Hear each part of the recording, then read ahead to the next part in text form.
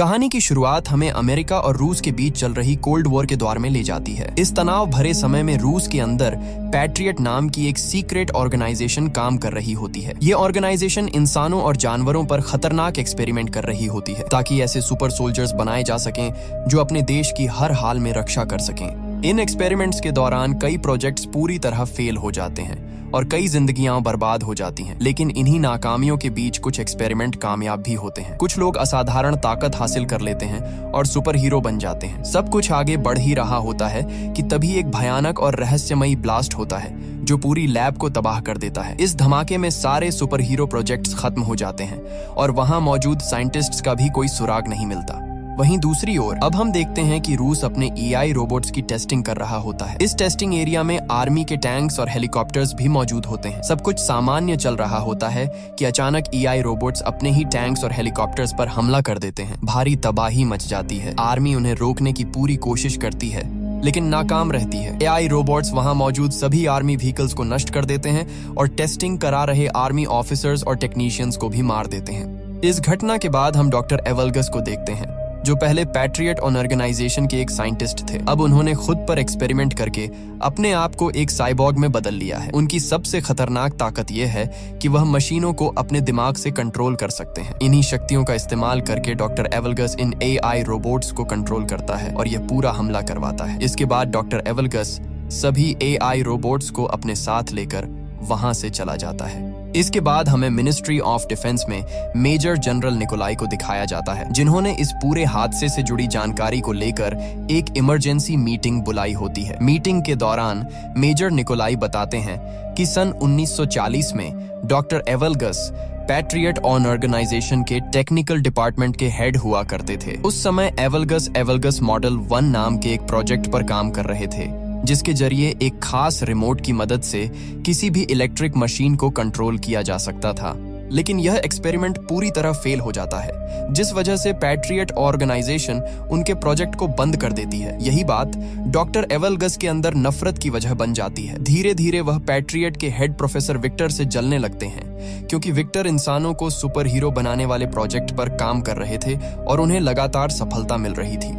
इसी जलन और गुस्से में डॉक्टर एवलगस अपने एक्सपेरिमेंट को पूरा करने के लिए विक्टर की रिसर्च चुराने का फैसला करता है। इस दौरान कई लोग मारे जाते हैं और आखिरकार इस अपराध की वजह से डॉक्टर एवलगस को जेल भेज दिया जाता है। लेकिन जेल भी उसे ज्यादा समय तक नहीं रोक पाती। कुछ समय बाद वह किसी तरह जेल से भाग निकलता है और जाकर अपनी पुरानी लैब में छुप जाता है। जब मिलिट्री को इसकी खबर मिलती है तो वह डॉक्टर एवलगस को पकड़ने के लिए उसकी लैब पर रेड करने जाती है, मगर एवलगस को पहले से ही अंदाजा होता है कि मिलिट्री वहां जरूर पहुंचेगी, इसलिए वह लैब में पहले ही एक बम प्लांट कर देता है। जैसे ही मिलिट्री लैब में दाखिल होती है जोरदार धमाका होता है। पूरा इलाका तबाह हो जाता है और वहां मौजूद सभी मिलिट्री पर्सनल मारे जाते हैं। लैब पूरी तरह से डिस्ट्रॉय हो जाती है। इस एक्सप्लोजन के बाद मिनिस्ट्री ऑफ डिफेंस को यही लगता है कि शायद डॉक्टर एवलगस भी इस धमाके में मारा गया है, लेकिन हकीकत इससे बिल्कुल अलग होती है। डॉक्टर एवलगस किसी तरह जिंदा बच जाता है। इतना ही नहीं, इस धमाके से निकले खतरनाक केमिकल्स उसके शरीर को पूरी तरह बदल देते हैं। इसी के बाद डॉक्टर एवलगस खुद पर आखिरी और सबसे खतरनाक एक्सपेरिमेंट करता है और खुद को एक साइबॉर्ग में बदल लेता है। अब मिनिस्ट्री ऑफ डिफेंस एक बड़ा फैसला लेती है। वे उन सुपर हीरोज को ढूंढने का निर्णय लेते हैं जो पहले डॉक्टर एवलगस के एक्सपेरिमेंट्स से बनाए गए थे ताकि उन्हीं की मदद से डॉक्टर एवलगस को रोका जा सके। वहीं दूसरी ओर हम डॉक्टर एवलगस को देखते हैं जो अलग अलग जगहों से मिलिट्री व्हीकल्स और इक्विपमेंट्स चुरा रहा होता है। इसी बीच मीटिंग खत्म होने के बाद ministry of defence secret organisation patriot को दोबारा से एक्टिव करने का फैसला लेती है। इस बार पैट्रियट की कमान मेजर एलिना लेरिना को सौंपी जाती है। मेजर एलिना अपनी टीम बनाती है और सुपर हीरोज को ढूंढने का मिशन शुरू करती है जिसे नाम दिया जाता है गार्डियंस। थोड़ी रिसर्च के बाद टीम को सुपर हीरोज की लोकेशंस का पता चल जाता है जिसके बाद मिलिट्री उन्हें खोजने के लिए निकलती है। सबसे पहले वे लर नाम के सुपर हीरो तक पहुंचते हैं जो आर्मेनिया के एक पुराने टेम्पल में रहता होता है। अब वह दुनिया से कट चुका होता है और एक सन्यासी की तरह जिंदगी जी रहा होता है। मेजर एलिना वहां पहुंचकर उससे बात करती है और उसे पैट्रियट प्रोजेक्ट में वापस आने के लिए कहती है, लेकिन लर साफ मना कर देता है। गुस्से और दर्द के साथ वह अपनी ताकत दिखाता है और वहां पड़े भारी पत्थरों को हवा में उड़ा देता है जिससे माहौल एक बार फिर तनाव से भर जाता है। मगर जब एलिना लर को डॉक्टर एवलगस और हाल ही में मिलिट्री ट्रेनिंग बेस पर हुए हमले के बारे में बताती है तो लर का रवैया बदल जाता है। डॉक्टर एवलगस्ट का नाम सुनते ही उसके चेहरे पर गुस्सा साफ नजर आने लगता है। आखिरकार वह पैट्रियट प्रोजेक्ट में काम करने के लिए मान जाता है, क्योंकि अब वह डॉक्टर एवलगस्ट से बदला लेना चाहता होता है। इसके बाद हम खान नाम के एक और सुपर हीरो को देखते हैं। कुछ एजेंट्स उस पर अपनी कारों से हमला कर रहे होते हैं, लेकिन खान के पास सुपर स्पीड और घातक सुपर ब्लेड्स की ताकत होती है। वह पलक झपकते ही उन कारों के बीच पहुंच जाता है और अपनी ब्लेड्स से कारों को बीच से काट देता है। कुछ ही पलों में सभी एजेंट्स मारे जाते हैं। इसके बाद खान सामने खड़े लर को देखता है। लर उसे डॉक्टर एवलगस्ट से बदला लेने के लिए अपने साथ चलने को कहता है। खान एक पल सोचता है और फिर बिना कुछ कहे उसके साथ जाने के लिए तैयार हो जाता है। दूसरी ओर कहानी हमें साइबेरिया ले जाती है, जहां मिलिट्री तीसरे सुपर हीरो को ढूंढने पहुंची होती है। यह सुपर हीरो आर्सस होता है, जो एक अबैंडन्ड केबिन में रह रहा होता है। जैसे ही आर्सस मिलिट्री को देखता है, वह अपने बीस्ट फॉर्म में बदल जाता है। उसका रूप एक खतरनाक जानवर जैसा हो जाता है। आर्सस मिलिट्री पर हमला कर देता है और उन्हें मारना शुरू कर देता है। इसी दौरान उसकी नजर खान और लर पर पड़ती है। जब उसे पता चलता है कि वे दोनों डॉक्टर एवलगस्ट से बदला लेना चाहते हैं, तो आर्सस भी उनके साथ जाने के लिए मान जाता है। अब कहानी आगे बढ़ती है और हमें मॉस्को में एक सर्कस शो दिखाया जाता है। यहाँ जिनिया नाम की एक लड़की अपनी परफॉर्मेंस कर रही होती है। वह एक बड़े पुल में छलांग लगाती है और पानी में कूदते ही गायब हो जाती है। दरअसल जिनिया के पास पानी में गायब होने की सुपर पावर्स होती हैं। शो खत्म होने के बाद जिनिया अपने ड्रेसिंग रूम में होती है। तभी अचानक वहाँ खान आ जाता है। खान को देखते ही जिनिया चौंक जाती है और उस पर हमला कर देती है। खान अपनी सुपर स्पीड का इस्तेमाल करके उससे दूर जाकर खड़ा हो जाता है और उसे समझाने की कोशिश करता है कि वे दोस्त हैं, लेकिन जिनिया उसकी बात नहीं सुनती और दोबारा उस पर हमला कर देती है। तभी वहां लर आ जाता है। जिनिया उससे भी फाइट करने लगती है, लेकिन लर उसे हरा देता है। इसके बाद वहां आर्सस आता है। वह जिनिया को बताता है कि सुपर पावर्स की वजह से हम सभी अब तक जवान हैं। 40 साल बीत चुके हैं, लेकिन आज भी हमारी उम्र वही की वही है। आर्सस यह भी कहता है कि जिसने हमें ऐसा बनाया है, अगर तुम भी उससे बदला लेना चाहती हो तो तुम हमारे साथ आ सकती हो। इसके बाद सभी लोग हेडक्वार्टर पहुंच जाते हैं। वहां जिनिया उन्हें बताती है कि उसे सिर्फ सन 1978 तक की ही मेमोरी याद है। उसके बाद का सब कुछ उसके दिमाग से मिट चुका है। वह बताती है कि डॉक्टर्स ने उसे शिवास्तुपुल के पास पाया था, लेकिन कोई भी उसकी पहचान नहीं कर सका। उसके हाथ में पहनी एक रिंग से ही उसका नाम पता चला था। डॉक्टर्स ने उससे कहा था कि वक्त के साथ उसकी याददाश्त वापस आ सकती है, लेकिन अब तक ऐसा नहीं हुआ है। जिनिया यह भी बताती है कि उसकी उम्र न बढ़ने की वजह से उसे जिंदगी में कई मुश्किलों का सामना करना पड़ा है। उसे बार बार अपनी लोकेशन बदलनी पड़ी ताकि लोग उस पर शक न करें और वह लोगों की नजरों से दूर रह सके। इसके बाद जिनिया अपनी पावर्स के बारे में बताती है। वह पानी में गायब हो सकती है और हालात के हिसाब से अपने शरीर का टेम्परेचर भी बदल सकती है। उनकी बातचीत अभी चल ही रही होती है कि तभी एलेना की टीम का एक मेंबर वहां आता है और बताता है कि उन्होंने डॉक्टर एवगस्ट की लोकेशन ट्रेस कर ली है। डॉक्टर एवगस्ट एक जंक यार्ड में मौजूद है, जिसे वह अपने कमांड सेंटर की तरह इस्तेमाल कर रहा है। ये खबर सुनते ही सभी सुपर हीरो जंक यार्ड पहुंच जाते हैं। वहां तेज बारिश शुरू हो जाती है। बारिश का फायदा उठाकर जिनिया पानी में गायब हो जाती है और बिना डरे आगे बढ़ने लगती है। वहीं बाकी चारों अलग अलग दिशाओं में बंटकर डॉक्टर एवगस्ट को ढूंढने लगते हैं। इसी बीच अचानक हेडक्वार्टर से उनका सिग्नल टूट जाता है।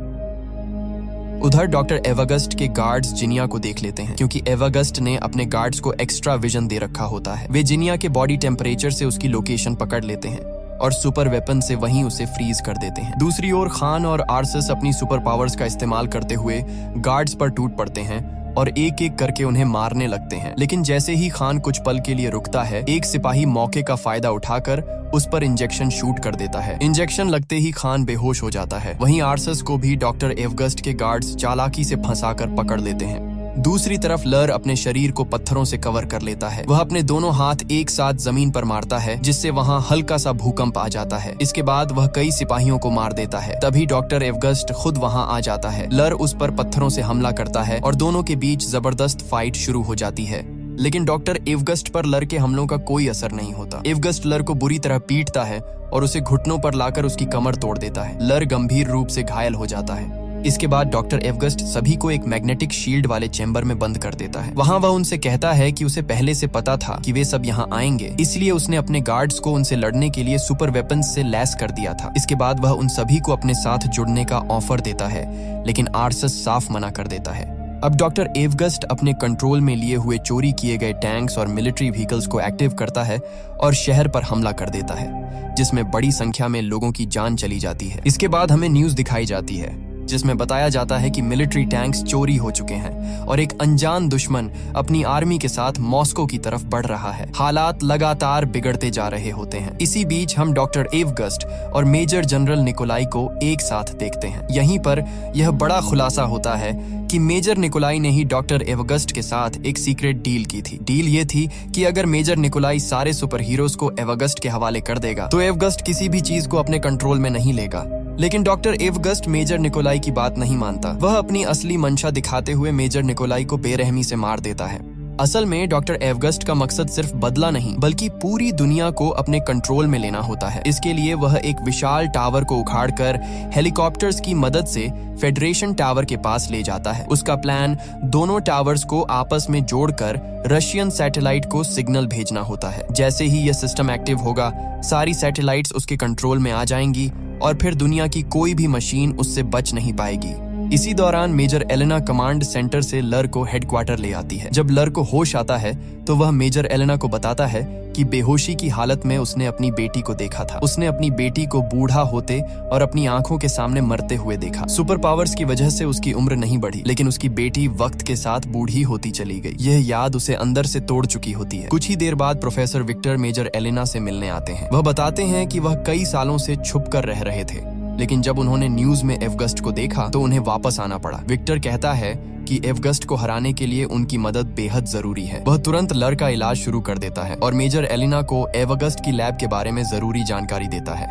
इसके बाद मेजर एलिना अपनी टीम के साथ एवगस्ट की लैब पर पहुंचती है। वहां वे सभी गार्ड्स को मारकर गार्डियंस को आजाद करा लेते हैं। आर्सस मेजर एलिना को बताता है कि हर दिन वह एक जानवर में बदलता जा रहा है और उसे डर है कि कहीं वह हमेशा के लिए जानवर ही न बन जाए। एलिना उसे भरोसा दिलाती है कि ऐसा कभी नहीं होने देगी और शायद प्रोफेसर विक्टर उसे ठीक कर सकें। उधर हम प्रोफेसर विक्टर को एवगस्ट की लैब में उसके प्रोजेक्ट्स की स्टडी करते हुए देखते हैं। तभी अचानक वहां डॉक्टर एवगस्ट आ जाता है। विक्टर उसे देखते ही कहता है कि उसने उसके साथ धोखा किया है और सुपर हीरो प्रोजेक्ट पर अकेले काम करके उसके साथ गलत किया है। एवगस्ट गुस्से में कहता है कि अब वह पूरी दुनिया को बताएगा कि असली जीनियस कौन है। यह कहकर वह वहां जहरीली गैस छोड़ देता है और चला जाता है, जिससे विक्टर बेहोश हो जाता है। इसके बाद डॉक्टर एवगस्ट दोनों टावर्स को जोड़कर स्पेस ट्रांसमीटर को सेट करता है। जैसे ही वह सिस्टम को एक्टिव करता है, मेजर एलिना और उसकी टीम को इसकी जानकारी मिल जाती है। मेजर एलिना तुरंत फाइटर जेट्स को डॉक्टर एवगस्ट पर हमला करने का आदेश देती है, लेकिन डॉक्टर एवगस्ट अपनी रोबोट आर्मी की मदद से सभी फाइटर जेट्स को तबाह कर देता है। दूसरी ओर हम एक ऊंची बिल्डिंग पर खान और एलिना को खड़े हुए देखते हैं। खान एलिना को बताता है कि एक फाइट के दौरान अपने भाई को हराने की कोशिश में वह अपनी सुपर पावर्स पर काबू नहीं रख पाया और गलती से अपने ही भाई को मार बैठा। यह बात आज भी उसे अंदर से खाई जा रही होती है। इसके बाद एलिना हेडक्वार्टर में सभी को बताती है कि उसने उन सभी के लिए खास सुपर सूट्स और वेपन्स तैयार किए हैं जो उनकी सुपर पावर्स को और भी ज्यादा बढ़ा देंगे। वह सबसे पहले आर्सस को एक ऑटोमेटिक कैनन देती है जो उसके नर्वस सिस्टम से कनेक्ट होगी और जहां भी आर्सस फोकस करेगा वहीं पर फायर करेगी। जिनिया को एक ऐसा सूट दिया जाता है जिससे वह कभी भी गायब हो सकती है। अब उसे गायब होने के लिए पानी की जरूरत नहीं होगी और वह जिस चीज को छुएगी वह चीज भी उसके साथ गायब हो जाएगी। वहीं लर के सूट में खास स्टोन्स लगे होते हैं जिनकी मदद से वह अपनी पावर्स का इस्तेमाल करते हुए कहीं भी पत्थरों का चाबुक बना सकता है। इसके बाद हमें खान का सूट दिखाया जाता है जिसमें पहले से कहीं ज्यादा शार्प और खतरनाक 2 ब्लेड्स लगे होते हैं। खान का यह सूट इस तरह डिजाइन किया गया होता है कि उस पर गोलियों और इंजेक्शंस का कोई असर नहीं पड़ता। इसके बाद सभी अपने अपने नए सूट्स और वेपन्स के साथ ट्रेनिंग शुरू करते हैं। लगातार कड़ी ट्रेनिंग और मेहनत के बाद वे सभी अपने सूट्स और हथियारों को पूरी तरह कंट्रोल करना सीख जाते हैं। वहीं दूसरी ओर डॉक्टर एवगस्ट रशियन सैटेलाइट को सिग्नल भेजने के लिए दोनों टावर्स को चार्ज कर रहा होता है। उसका प्लान साफ होता है। जैसे ही स्पेस ट्रांसमीटर एक्टिव होगा, सैटेलाइट को सिग्नल भेज दिया जाएगा। इन सब को रोकने के लिए गार्डियंस के पास अब सिर्फ 1 घंटे का समय बचा होता है। मेजर एलिना दोनों टावर्स के चारों तरफ बनी शील्ड को बंद करने के लिए एक प्लान तैयार करती है। प्लान के मुताबिक शील्ड बंद होते ही सभी को तुरंत वहां से निकलना होगा, क्योंकि इसके बाद मिलिट्री मिसाइल्स की मदद से दोनों टावर्स को तबाह कर दिया जाएगा।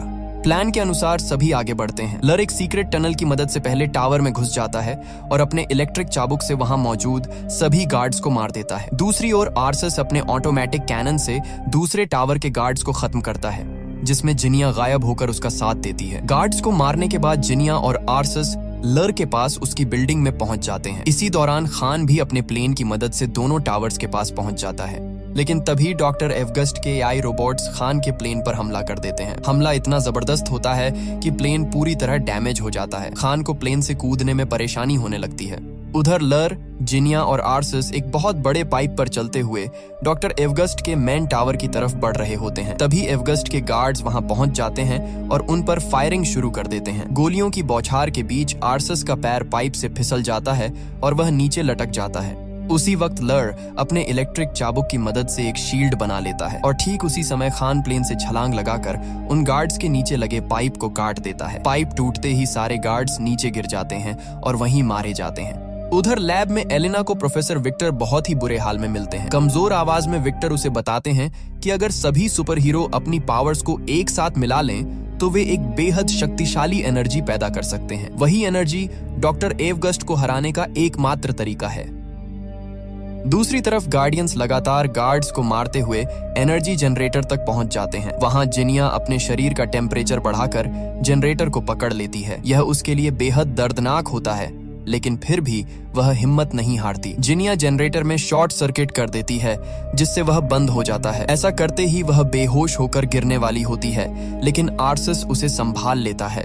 जनरेटर बंद होते ही उस टावर की शील्ड हट जाती है। यह देखकर एलिना और उसकी टीम खुश हो जाती है। वे तुरंत उस टावर पर मिसाइल अटैक का आदेश देना चाहते हैं, लेकिन एलिना उनसे गार्डियंस के बाहर निकलने तक थोड़ा समय मांगती है। इसी दौरान गार्डियंस सीधे डॉक्टर एवगस्ट से लड़ने चले जाते हैं। आर्सस उस पर अपने कैनन से फायर करने ही वाला होता है, लेकिन एवगस्ट उसकी मशीन को कंट्रोल करके बंद कर देता है। इसके बाद लर अपने इलेक्ट्रिक चाबुक से हमला करता है, मगर एवगस्ट उसका चाबुक पकड़कर उसे दूर फेंक देता है। खान भी उस पर अटैक करता है, लेकिन एवगस्ट उसे भी हवा में उछालकर दूर गिरा देता है। तभी जिनिया अपनी पावर से लर को गायब कर देती है। लर अचानक सामने आकर अपने इलेक्ट्रिक चाबुक से एवगस्ट को पकड़ लेता है। खान दोबारा हमला करने की कोशिश करता है, लेकिन एवगस्ट अपनी एनर्जी से चाबुक को तोड़ देता है और सभी को एक साथ दूर फेंक देता है। आर्सस अपने बीस्ट मोड में आकर एवगस्ट पर हमला करता है, लेकिन अब एवगस्ट इतना पावरफुल हो चुका होता है कि वह एक ही मुक्के में आर्सस को नीचे गिरा देता है। इसी बीच खान की नजर ऊपर उड़ रहे एक प्लेन पर पड़ती है। वह अपने दोनों ब्लेड्स को रस्सी से जोड़कर प्लेन पर फेंकता है और उसी के सहारे उड़ते हुए आगे बढ़ने लगता है। तभी मिलिट्री दोनों टावर्स पर मिसाइल लॉन्च कर देती है, लेकिन टावर्स तक पहुंचने से पहले ही एवगस्ट उन्हें कंट्रोल करके आसमान में ही नष्ट कर देता है। इसके बाद एवगस्ट उस प्लेन को भी अपने कंट्रोल में ले लेता है और उसे नीचे गिराने ही वाला होता है। तभी खान रस्सी काट देता है और सभी नीचे नदी में गिर जाते हैं। वहां मेजर एलिना उन्हें वही बात बताती है जो विक्टर ने कही थी। अगर वे सभी अपनी पावर्स को एक साथ मिला लें तो वे इतनी ज्यादा एनर्जी बना सकते हैं जो डॉक्टर एवगस्ट को हरा सकती है। गार्डियंस ऐसा ही करते हैं और अपनी सारी पावर्स लर को ट्रांसफर कर देते हैं। लर के अंदर इतनी जबरदस्त एनर्जी जमा हो जाती है कि जब वह उसे टावर्स की तरफ छोड़ता है तो वहां एक भयानक ब्लास्ट होता है। दोनों टावर्स पूरी तरह तबाह हो जाते हैं और डॉक्टर एवगस्ट भी मारा जाता है। इसके बाद न्यूज में दिखाया जाता है कि मॉस्को को मिलिट्री ने एक अनजान दुश्मन से बचा लिया है। असल में गार्डियंस की पहचान अभी तक पब्लिक नहीं की गई होती है। सब कुछ खत्म होने के बाद एलिना सभी गार्डियंस को धन्यवाद कहती है। इसी हादसे के बाद जिनिया की याददाश्त भी वापस आ जाती है। अब सभी वहां से जाने लगते हैं, लेकिन तभी मेजर एलिना उन्हें बताती है कि बाकी के गार्डियंस भी मिल गए हैं और इसी के साथ ये फिल्म यहीं पर खत्म हो जाती है। हम उम्मीद करते हैं कि आपको यह सुपर हीरो फैंटेसी मूवी पसंद आई होगी। बाकी अगर आप ऐसी और मूवीज देखना चाहते हैं तो कमेंट बॉक्स में उनके नाम जरूर सजेस्ट करें। हम कोशिश करेंगे कि उनमें से बेस्ट मूवीज को चुनकर जल्दी वीडियो बनाएं। फिलहाल आज के वीडियो में बस इतना ही, लेकिन हम फिर जरूर मिलेंगे एक नई और इंटरेस्टिंग कहानी के साथ। तब तक के लिए धन्यवाद।